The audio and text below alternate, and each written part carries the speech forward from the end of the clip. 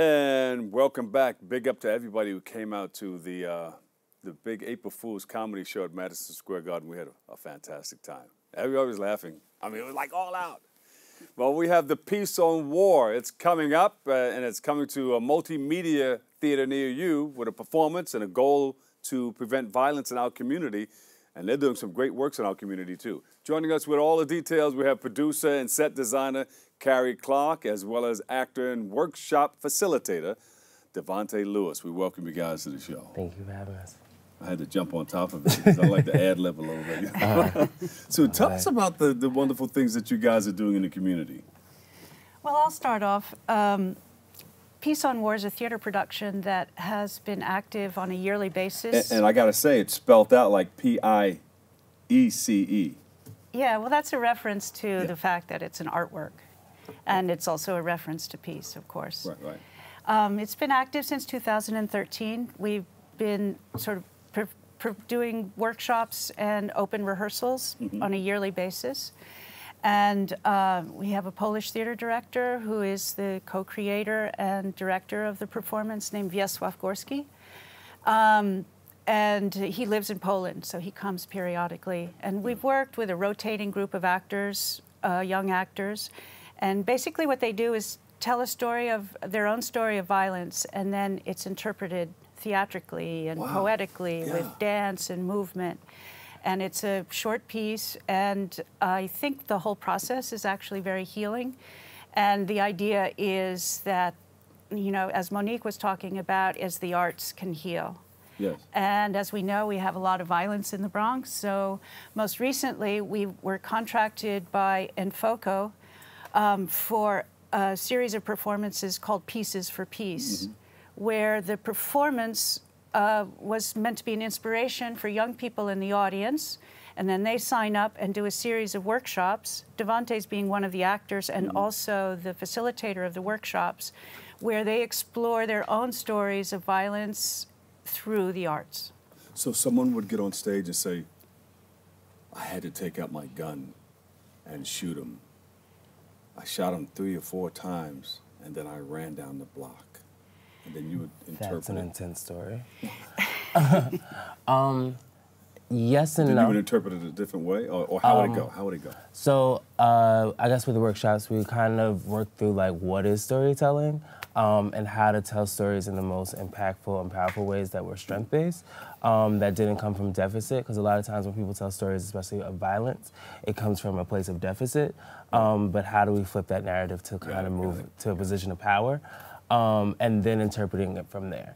And like pretty much in the same way of asking probing questions that get us to answers that see ourselves and others in more fuller light than just seeing it as like this is somebody a bad would ask guy. you a question. Somebody would tell you a story with based upon violence and a loss in their family. Is that what you mean by deficit? It could be a loss in their family, or like they can be the perpetrator of violence. They can be the victim of violence. But as long as it's like just trying to make sure that the narrative that they tell isn't of defeat. Yeah, and then you just turned it into a work of art. And we can see what we can do with that and how like our bodies are also able to tell. I was trying to do some improv with you. You did a pretty good job. But yeah. And we just explore how our bodies can also tell stories and how other mediums of ourselves can tell stories with mixed media. Yeah. That's how did you get involved in this? I mean, you know, statistics show that there's a lot of violence in our communities. So you said, you know, let's take this and turn it inside out. Well, it really started as an idea between Wiesław, the theater director, and me, and we wanted to actually make it an international. Got it. So the future of the project is actually we're going to take a group of actors to Poland. So you're planting some seeds here in the Bronx. Pardon me? You're planting some seeds here in the Bronx. Yeah. And it's going to go international. The Bronx is our home and practice ground. So the idea is to take it and work with a parallel group of young people there.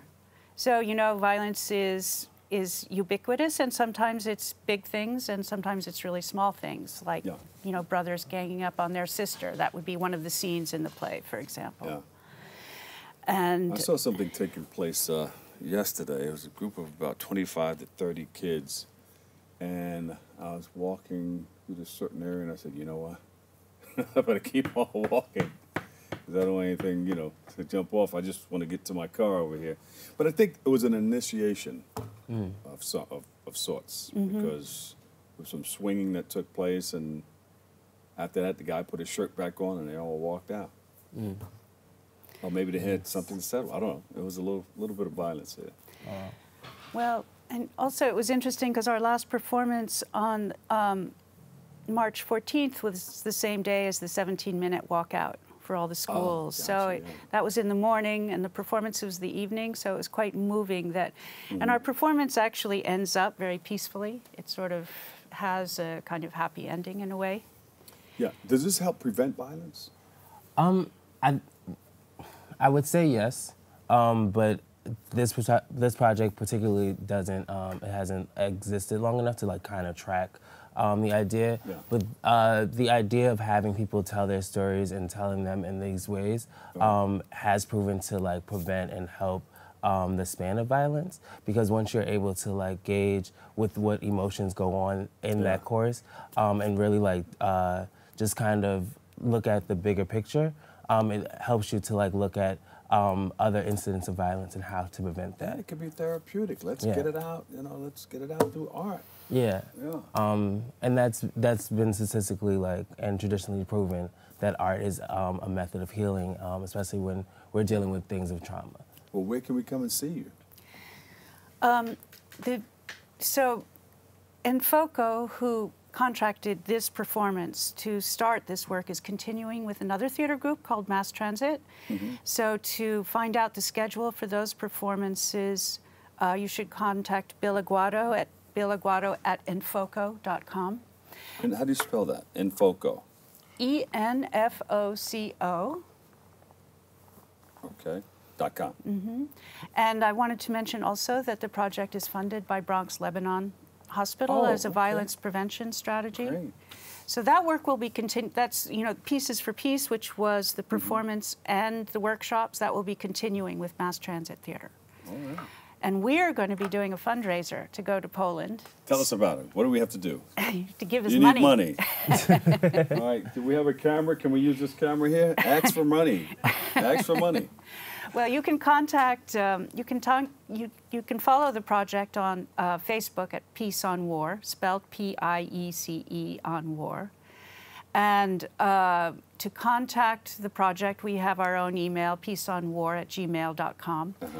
And we also have a website, which is Peace on War. And that will be a way of collecting email addresses, so when we hit you up with our GoFundMe or Kickstarter, we'll be able to find you. Get us ready. Get us ready. The website one more time is? Peace on War. Peaceonwar.com. But you spell it like? Peace with the piece of pizza. P-I-E-C-E, or piece of art. Yes, piece of art. Okay. Thank you guys so much. Give them a big hand, everybody. Devante Lewis, actor and workshop facilitator, Peace on War.